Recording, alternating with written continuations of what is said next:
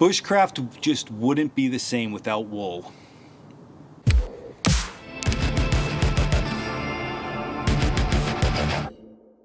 What's up guys, Dan here, Coalcracker. So today we're going to be talking wool blankets and everything wool blankets that you need to take into consideration when you decide that you're going to take one out into the great outdoors.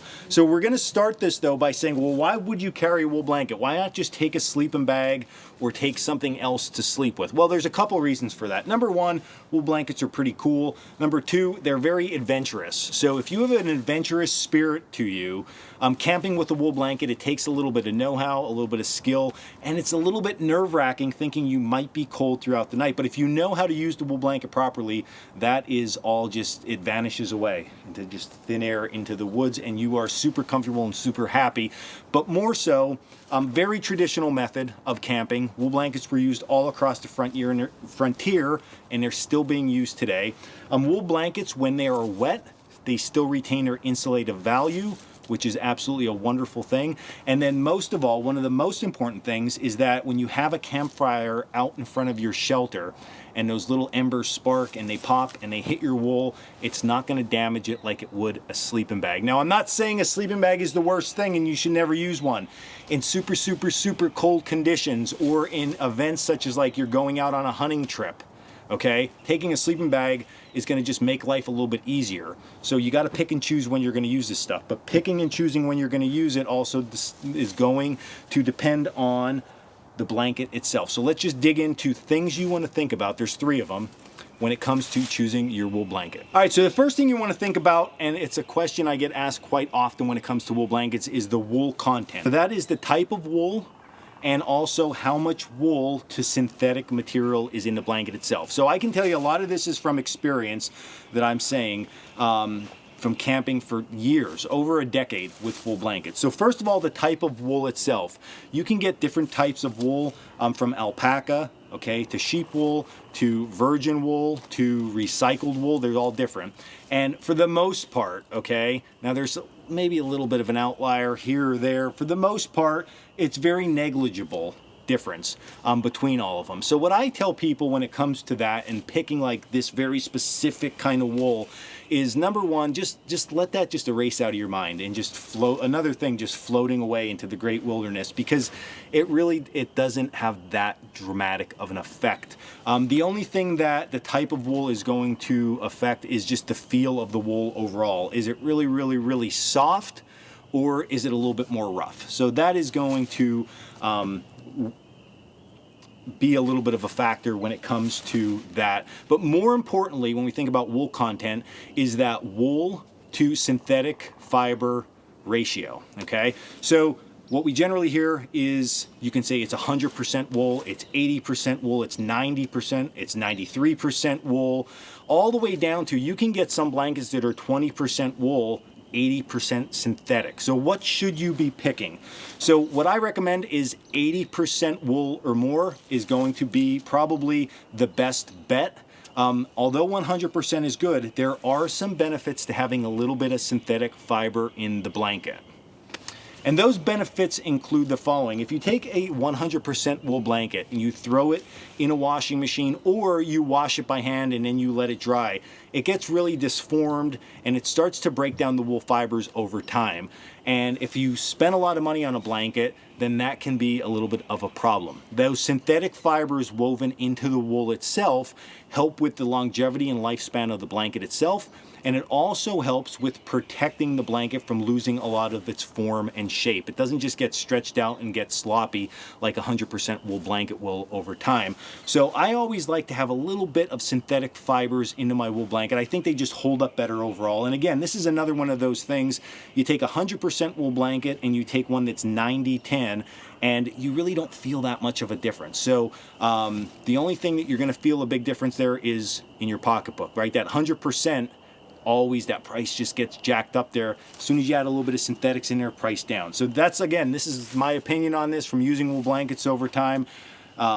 Something to take into consideration. Now, the next thing you're going to probably take into consideration is the size of the blanket itself. And this is a very important one, just as important as the composition of the wool itself, okay? And the reason that is because we generally like larger, bigger blankets when it comes to bushcraft. Now, the problem with a big, large blanket, a little bit more difficult to carry into camp. But again, we're not hiking, we're not backpacking long distance. We're generally going a short distance into camp and we're setting up there pretty permanently. So carrying a big blanket in shouldn't be that much of a problem. But what you get with a larger blanket is a lot more options. And with a lot more options, generally comes a lot more warmth. So let me show you with a large blanket, okay, 2 different variations that you can utilize. And then you're gonna see once we do that, how a smaller blanket is not going to allow you to do these same things. Okay guys, so here is one of our blankets, okay? This one is 110 by 110 inches. So this thing is a monster blanket, but you're going to see when we start to look at this how much stuff that you can actually do with this. So one option with a really big blanket like this, and again, I'm a big guy, I'm 235 pounds, 6'3", so you can see I have a lot of extra room here on this blanket, but we're generally not going to just lay on top of the blanket like this. So with a big blanket, we can do a couple things, and not getting too deep into this, but we have something that we call the taco or burrito method. That's where we can cover our feet. We have wool underneath us, and then what we can do with this is we can begin to layer this wool over the top of us and underneath us, okay? So I'm starting to layer this over the top and underneath, creating a lot of layers. And then with this size, I also have extra room for my upper body here, my head, to the point I can even pull this over my head if I'd want to, if it gets very, very cold. So a big blanket, as you can see, it's gonna give you a lot of options like this compared to something small. You would never be able to wrap up the same way, okay? Another option with a big blanket like this is the fact that you can make it into what we call like a wool blanket sleeping bag, okay? Very simple here. So in that case, what we would do is we're just gonna lay our blanket out, and we're gonna fold it in half, just like this.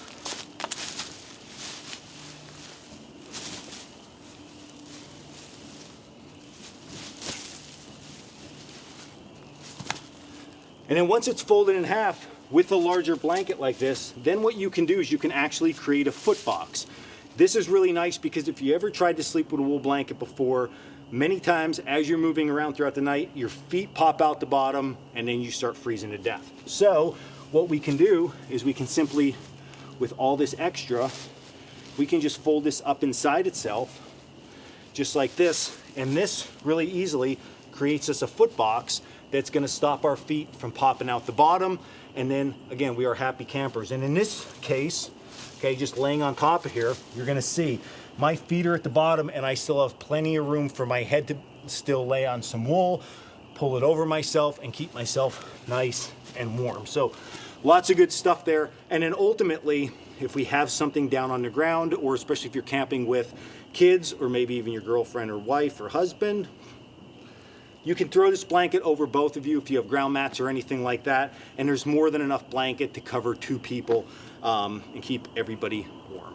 All right, and then the last component that you want to take into consideration after you decide on how much synthetic, if any synthetic at all, should be in the blanket, and the size of the blanket is going to be the weight of the blanket. Now, why does that matter? So of course, the bigger the blanket gets, okay, the heavier the blanket is going to be, but you can have 2 blankets that are identical sized, and one might be a few pounds heavier. And why that is important is because that is going to directly tell you how warm that blanket is going to be. So when we think about wool, think about big fibers all woven together, okay? The bigger those fibers are, the more mass they take up, and the more air they're going to trap in between, hence they're going to keep you a lot warmer. So the heavier the blanket, the bigger the fibers are generally, compared to a smaller blanket, or in our case, what we're talking about, a lighter blanket in weight. Okay, that lighter blanket's gonna have smaller fibers that aren't as big and as full, and it is generally not gonna hold as much heat in when you're camping. So if we're comparing apples to apples and we say, hey, we have 2 blankets, they're both 80 inches by 80 inches, one of them is 7 pounds, one of them is 13 pounds, that 13-pound blanket is definitely gonna have a lot more warmth to it. So then you can evaluate that. Listen, if I'm camping in very cold conditions, you definitely want that heavier blanket. But if it's just a summertime blanket, maybe that 6 or 7 pound, 80 by 80 size blanket is gonna prove just perfect for you. All right, everybody, so there you go, the ultimate bushcraft blanket guide. They are the things you want to take into consideration when it comes to picking a wool blanket, searching online and finding one. We sell them on our website, different sizes, different weights, so you can definitely check them out at coalcrackerbushcraft.com.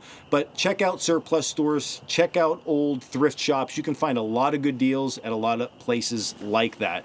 So again, if you like this video, hit like and subscribe down below. You can also check us out at coalcrackerbushcraft.com for all our classes, our gear, our blog, our wool blankets, all our sleeping equipment, our tarps, our emergency shelters, all that good stuff. And until next video, stay warm and stay in the woods.